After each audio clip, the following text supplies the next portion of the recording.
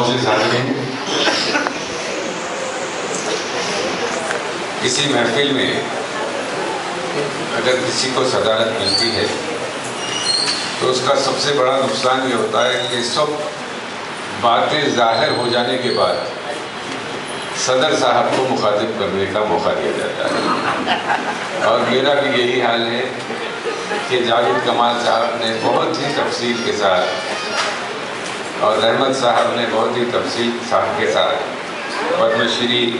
سید احمد اللہ قادری صاحب کی شخصیت، تحقیق، صحافتی خدمات کے بارے میں آپ سب کو واقف کرایا ہے۔ سب سے پہلے تو میں سید احسان اللہ قادری صاحب کو مبارکباد دوں گا کہ انہوں نے اپنے والد کے نام یہ کتاب پیش کی ہے، اور میرا یہ احساس ہے کہ جو قوم اپنے بڑے لوگوں کی، اپنے اجداد کی تاریخ کو بھول جاتے ہیں، وہ لوگ اس دنیا میں رہنے کے قابل نہیں رہتے۔ خوشی کی بات ہے کہ احسان صاحب نے نہ صرف اپنے والد بلکہ اپنے دادا کے بارے میں بھی اس کتاب میں ذکر کیا ہے، اور میں سمجھتا ہوں کہ ان کے اس اقدام سے بہت ساروں کو یہ حوصلہ ملے گا کہ وہ اپنے اجداد، اپنے والدین، ان کے کارناموں کو کتابی شکل میں پیش کریں۔ احمد اللہ قادری صاحب میرے والد سے 11 برس بڑے تھے۔ وہ 1911 میں پیدا ہوئے اور عابد علی خان صاحب 1920 کی پیدائش ہے ان کی، لیکن میں نے جو دیکھا ہے، میری عمر تو بہت کم تھی، جوانی کا زمانہ تھا، اور جب بھی وہ دفتر سیاست آتے تو والد محترم ان سے بڑی عزت کے ساتھ ملتے تھے، چونکہ وہ ان سے بڑے تھے۔ میں یہ بھی کہہ سکتا ہوں کہ شرافت کے اعتبار سے وہ ایک ایسے شریف آدمی تھے، اس لیے کہ حیدرآبادی ہونا ہی شرافت کی نشانی ہے۔ میں اکثر یہ کہتا آیا ہوں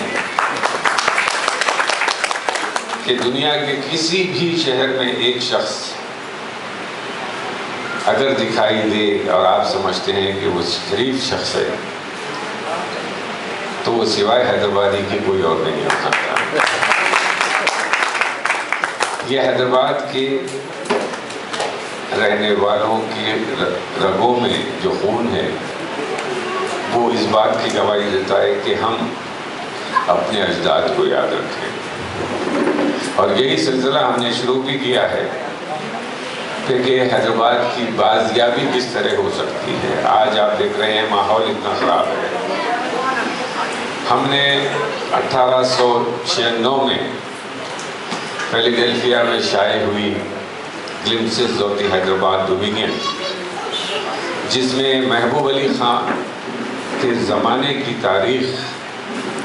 اور اس زمانے کی پوری تصویر کری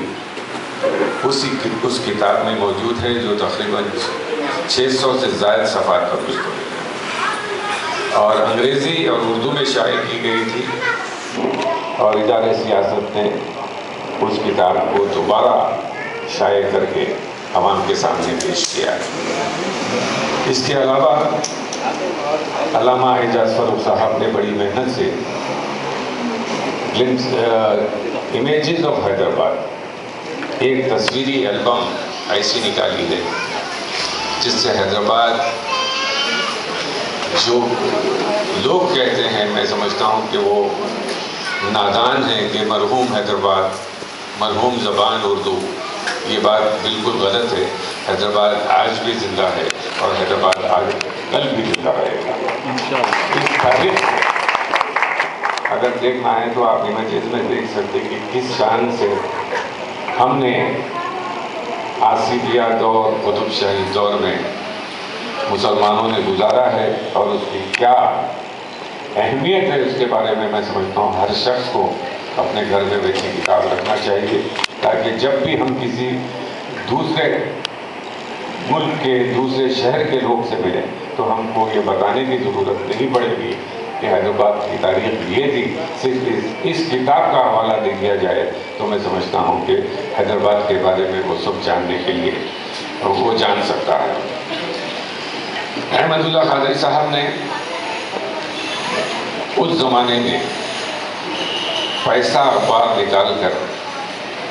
ایک روایت ایسی قائم کی تھی کہ اردو صحافت اتنے کم رقم میں بھی، اتنے کم قیمت پر بھی ایک اخبار نکال سکتی ہے۔ انہوں نے بڑی مقبولیت دی پیسہ اخبار کو، یعنی وہ اپنے جیب کا پیسہ لگا کر وہ عوام تک اس اخبار کو پہنچانے کی کوشش کی تھی۔ مجھے یاد ہے جب میں صحافت میں آیا تھا تو یہ بات مانی جاتی تھی کہ اخبار کی قیمت ایک چائے کی پیالی کی قیمت کے برابر ہوتی ہے، اور جب بھی چائے کی پیالی کی قیمت بڑھتی تھی اس کے ساتھ ہی اخبار کی قیمت بھی بڑھتی تھی۔ تو مجھے یاد ہے کہ 12 پیسے سے لے کر آج 3 روپے اور اتوار کو 4 روپے کا سیاست کا بکنا آج بھی محال ہے، اس لیے کہ جو کاغذ لگتا ہے وہ کاغذ آپ کی ادا کردہ قیمت سے زیادہ کا اخبار کی قیمت اور اخبار کی آمدنی کا ذریعہ اشتہارات ہوتے ہیں۔ میں نے چیلنج کیا تھا کہ ٹائمز آف انڈیا کو یا دگن کرونیکل کو جو اشتہارات ملتے ہیں، تیلگو اخبارات کو جو اشتہارات ملتے ہیں، اگر اتنے اخبارات سیاست منصف رہنما کو ملے تو میں سمجھتا ہوں ہم یہ کہہ سکتے ہیں کہ ہم اپنے خالی کو اخبار فری دیں گے۔ یہ بھی ہو سکتا ہے، لیکن آپ جانتے ہیں کہ حکومت کی پالیسیز ایسی ہیں کہ پہلے الفابیٹیکل آرڈر کے حساب سے اے سے شروع ہونے والے آسام کے اخبار کو اشتہارات ملتے ہیں، بی سے شروع ہونے والے بنگال کے اخبار کو ملتے ہیں۔ ایسا ہوتے ہوئے جب یو کا مقام آتا ہے تو بجٹ پورا ختم ہو جاتا ہے۔ تو اردو اخبار کو بہت کم اشتہارات ملتے ہیں، لیکن اس زمانے میں جو کوشش احمد اللہ قادری صاحب نے کی، میں سمجھتا ہوں کہ صحافت کی ذمہ داری کے ساتھ ساتھ صحافتی جرأت ان میں جو تھی اس کے بارے میں کسی کو بھی اس بات کا خیال نہیں آیا کہ آج اس بارے میں اس واسطے کہ انہوں نے خدمت مسلمانوں کی خدمت کے لیے وہ اخبار نکالا تھا، انہوں اپنے ذریعے معاش کے لیے وہ اخبار نہیں نکالا تھا۔ اور جہاں تک جاوید کمال صاحب نے جو بات کہی ہے کہ جو قوم اپنی زبان کو بھول جاتی ہے، یہ بڑی معیوب بات ہے کہ آج ہم دیکھ رہے ہیں کہ ہمارے بچے انگریزی میڈیم کو بھیجنے کے لیے، چاہے وہ چپراسی کا بچہ ہو کہ چاہے ڈائریکٹر جنرل کا بچہ ہو، وہ سبھی کے سبھی انگریزی میڈیم میں پڑھنے کے لیے وہ کر رہے ہیں۔ لیکن میری یہ خواہش ہے کہ کم سے کم اپنی زبان کو اپنی ماں کی محبت سے ملا کر چلیں تو انشاءاللہ یہ زبان کبھی مرنے والی نہیں ہے۔ میں جانتا ہوں کہ آزادی کے بعد پاکستان کی علیحدگی اور پاکستان کی جانب سے اردو کو قومی زبان بنا دینا، ہندوستان کیسے اس زبان کی ترقی کے لیے کام کر سکتا ہے۔ یہ تو اردو والوں کی طاقت ہے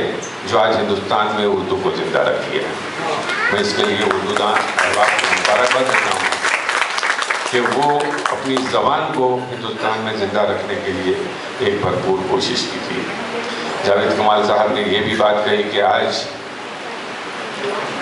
دنیا کے 126 ملکوں میں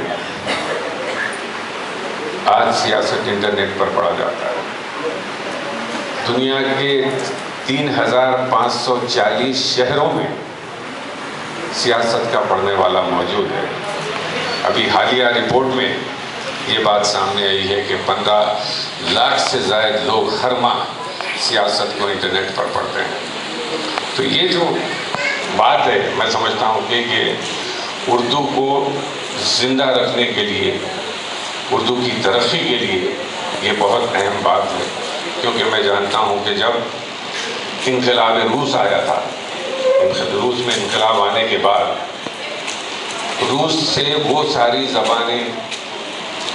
فارسی، عربی یہ سب ہٹا دی گئی۔ وہاں پر آپ کو ایک سائن بورڈ بھی فارسی اور عربی میں نظر نہیں آنے لگا تھا، سارے لائبریریز کو جلا دیا گیا تھا، اور بالکل ان زبانوں کا وہاں خاتمہ کر کے وہاں پر رشین لینگویج کو لایا گیا۔ لیکن آج پھر وہ زبانیں روس میں زندہ ہو رہی ہیں، اور اللہ کا کرم یہ ہے کہ پاکستان کی قومی زبان ہونے کے باوجود بھی، اتنی مشکلات کے باوجود، ہندوستان میں اردو کا پنپنا اور زندہ رہنا اور ترقی کرنا، یہ وجود کی خود اپنی طاقت ہے۔ اس کے لیے صرف ہم یہ چاہتے ہیں کہ ہم اردو دان احباب اس کی ترقی کے لیے اپنے آپ کو سامنے رکھ کر قدم آگے بڑھائیں۔ اردو اکیڈمیاں قائم ہیں، لیکن اس میں کیا دھاندلیاں ہوتی تھی یہ سب کو پتہ ہے، لیکن شکور صاحب آنے کے بعد میں ان کو مبارکباد دیتا ہوں کہ انہوں نے سچے دل کے ساتھ اردو کی خدمت کا سلسلہ شروع کیا ہے۔ اور چونکہ میں ادارے ادبیات اردو کا صدر بھی ہوں، میں اپنی جانب سے شکور صاحب کی جانب سے، زور صاحب کے خاندان کی جانب سے احسان اللہ قادری صاحب کا شکریہ ادا کرنا چاہوں گا کہ ان کی لائبریری پوری وہاں منتقل کی گئی ہے، جس کا نام گوشہ احمد اللہ قادری رکھا گیا ہے، اور وہاں پر بھی اتنی نایاب کتابیں موجود ہیں جس کے حوالے سے ہم آئندہ کئی